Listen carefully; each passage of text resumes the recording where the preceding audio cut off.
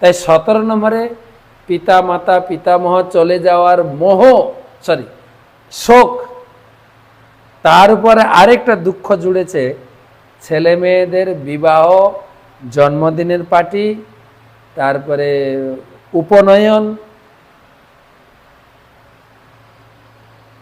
সামাজিক লোকের সঙ্গে কম্পিটিশন করে আমারটা বড় করতে হবে, খুব বড়। এখানে লিখছেন বিস্তৃত আর ক্লেশদায়ক। একে তো পাড়ার ভিতরে একটা আমার কি বলা যায় সম্মান আছে, বড় করে করতে হবে, খাওয়া দাওয়া বন্দোবস্ত করতে হবে, প্যান্ডেল সাজাতে হবে, হ্যাঁ, মেয়ে জামাইকে সুন্দর গিফট দিতে হবে, ভালো জামাই জোগাড় করতে হবে, আর ভালো জামাই মানে ভালো খরচা। এবারে দেখা যায় মেয়ের বাড়ি যদি বড় আতিথেয়তা দেয়, দেখা গেল মেয়ের বাড়িতে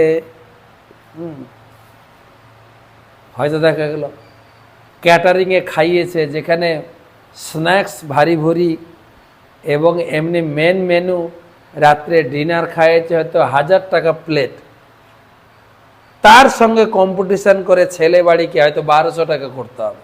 নাহলে একটা প্রেস্টিজের ব্যাপার আছে, প্রেস্টিজ ইস্যু। এগুলো হচ্ছে কাঁটা আর কাঁকর বিঁধে লোন করতে হয়, আর লোককে দেখাতে গিয়েও অনেক কিছু করে ফেলতে হয়। আমি দেখাবো আমার মেয়ের বিয়েতে, আমার ছেলের বিয়েতে কত বড় অনুষ্ঠান করেছি আমি, আর অনুষ্ঠানের পরে যখন সবাই বিল টাকা চায় না, বিল পেমেন্ট, তাসা পার্টির এত, ব্যান্ড পার্টির এত, এতগুলো গাড়ি এসছে, গাড়ির পেমেন্ট, ক্যাটারিংয়ের, ডেকোরেশন, ফুলের ডেকোরেশন, তারপরে ব্রাহ্মণের খরচা, আত্মীয় স্বজন এসছে, আত্মীয় স্বজনরা মেয়েকে গিফট করেছে, তাদেরকে কিছু গিফট দেওয়া, কাঁটা পাথরের মতো যেন লাগে আঘাত, সেটা এখানে বলছেন জড়ভরতমার। দেখেন না হিসাবগুলো মিলছে কিনা পরিবার। কাঁটা এবং কাঁকরের মতো বেদনা তাকে সহ্য করতে হয়। বহুপা তাৎপর্যে লিখেছেন এগুলো, পরে লিখছেন এই জন্য প্রহ্লাদ মহারাজ তার বাবাকে বলেছেন, হিতাত্মপাতম গৃহ অন্ধকূপম বনম গত যদ হরিম আশ্রয়ে। এই সংসার জীবনটা একটা কূপের মতো, একবার পড়ে গেলে না তার থেকে আর উদ্ধার পাওয়া যায় না। তাই প্রভুপাদ লিখছেন মহাত্মারা তারা সংসার জীবনে প্রবেশ করতে চায় না। সংসার জীবন অত্যন্ত কঠিন, যথেষ্ট পরিমাণে প্রতিপত্তি অর্থ না থাকলে সংসারে কেবল দুঃখ দুঃখ আর দুঃখ। গৃহস্থ আশ্রমের শৈলী বজায় রাখার জন্য, শৈলী মানে স্ট্যাটাস, সবাই দামি মোবাইল ব্যবহার করছে, আমারও দামি লাগতেই হবে, ছেলে মেয়েরও দামি মোবাইল থাকতে হবে, নাহলে ছেলের বন্ধু বান্ধবরা তাকে তুচ্ছ তাচ্ছিল্য করবে। শৈলী, গৃহস্থ আশ্রমের শৈলী বজায় রাখার জন্য অর্থ সংগ্রহ করতে মানুষকে কঠোর পরিশ্রম করতে হয়। আর আমাদের বাঙালি লোক তো চাকরি পাওয়ার সাথে সাথে একটা মোটা অঙ্কের লোন নিয়ে বসবে, ঘর বানাবো।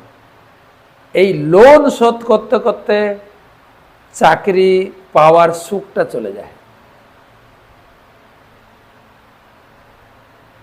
এভাবে মানুষ সংসার জীবনে জড়িয়ে পড়ে, কাঁটা আর কাঁকরের বিদ্ধ হওয়ার যন্ত্রণা অনুভব করে।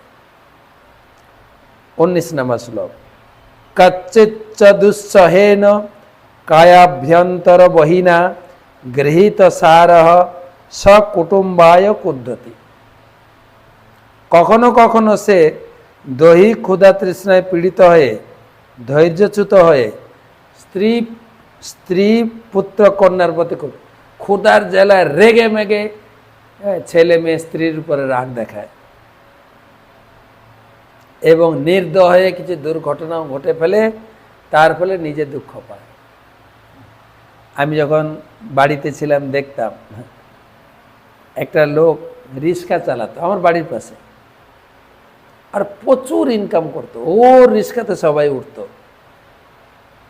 প্রচুর একদম বোঝাই করে নিয়ে যেত, প্রচুর কামাই করতো, ড্রিঙ্ক করতো, মদ টদ খেয়ে বাড়িতে ফিরতো, স্ত্রী ছেলে মেয়েকে পিটাতো, বাসনপত্র সব ছুঁড়ে ফেলে তো জলে। এবার বলুন তো কার ক্ষতি? আবার যখন নেশা কাটতো তখন জলে ডুবে ডুবে বলে বাসনগুলো পুড়াতো। এই হচ্ছে পরিবার, আর কোনো সময় পাওয়া যেত না। এই হচ্ছে পরিবারের দুঃখ। সেই জন্য বলছেন বিদ্যাপতি ঠাকুরের একটা শ্লোক নিয়ে, তা তল সৈকতে বাড়ি বিন্দু সম সুতমিত রমণী সমাজে। এই যে সংসার সুখ বলে, এই সংসার সুখটা কিরকম জানেন? উদাহরণ দিয়েছে, সমুদ্রের তীরে যে গরম বালু থাকে না, আমরা কালকে গেলাম মনে না সমুদ্র স্নান করতে, সকালে গিয়েছিলাম, অবশ্য বালি গরম ছিল না, কিন্তু আগে গেছি। বিশাল সমুদ্র, তার তীরে যে তাতল মানে গরম বালু, দুপুরের সময় গরম বালুতে সমুদ্র থেকে এক ঘটি জল এনে দিয়ে ছড়িয়ে দেয়, জলটা কতক্ষণ টিকবে বলেন তো? এত গরম বালুতে একটু জল ছড়িয়ে দিলে সঙ্গে সঙ্গে নেই। সংসারের সুখটাও এরকম, সুতমিত রমণী সমাজ। সুতমিত মানে ছেলে মেয়ে স্ত্রী পরিবারের সুখটা ওই সারা গরম বালুর ভিতরে একটু জল ছড়িয়ে দেওয়ার কোনো সুখ নেই। সেটাই জড়ভরত সারা জগৎকে শেখাচ্ছেন রঘুগণ মহারাজের মাধ্যমে। সংসার জীবনের সুখ মরুভূমিতে এক বিন্দু জল ছড়িয়ে দেওয়ার মধ্যে। সংসার জীবনে কেউ সুখী হতে পারে না। বৈদিক সভ্যতায় দাম্পত্য জীবনের দায়িত্ব ত্যাগ করা যায়। আরেকটা শ্লোক, সয়েব পুনর্নিদ্রা জাগর গৃহীতন্ধে তমসি মগ্ন শূন্যারণ্য ইব শ্রেতে নান্যত কিঞ্চন বেদ সব ইবাপব্ধি। সুখদেব গোস্বামী বললেন পরীক্ষিত মহারাজ, হে রাজন, নিদ্রা ঠিক একটি অজগর সাপের মতো। যারা সংসাররূপ অরণ্যে ভ্রমণ করে নিদ্রারূপ অজগর সর্প তাকে গিলে খায়। সেই অজগর সর্প দংশনে তারা সর্বদা অজ্ঞানের অন্ধকারে আচ্ছন্ন থাকে। তারা নির্জন অরণ্যে পরিত্যক্ত শবের মতো পড়ে থাকে। এইভাবে বদ্ধজীব বুঝতে পারে না তার জীবনে কি হচ্ছে। আরেকটা, একে তো দুঃখ, তারপরে আরেকটা হচ্ছে দুঃখ হচ্ছে নিদ্রাতে তার সময় অতিবাহিত করে। আরেকটা বলা যায় যে সংসারের এই দুঃখ যন্ত্রণার ভুলে যাওয়ার জন্য ঘুমিয়ে পড়ে। আর যখন ঘুমিয়ে পড়ে সে যে কোথায় পড়ে আছে, একটা শবের মতো পড়ে থাকে বলছেন সুখদেব গোস্বামী।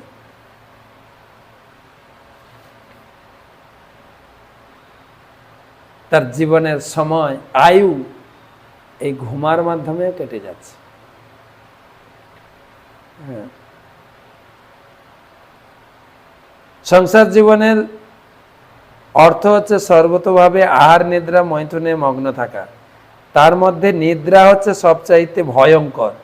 মানুষ যখন নিদ্রিত থাকে তখন সে তার জীবনের উদ্দেশ্য কর্তব্য ভুলে যায়।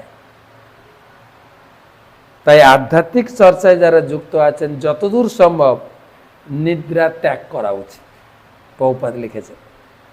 তো যাই হোক, আজকের যে আলোচনা হলো সংসার জীবনের দুঃখ।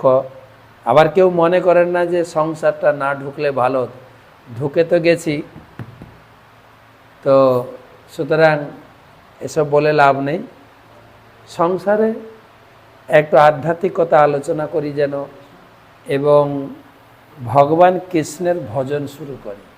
সংসারে কৃষ্ণকে ঢুকিয়ে নিই, কৃষ্ণকে কাছে রেখে যেন জীবনে একটু সুখ লাভ করতে পারি।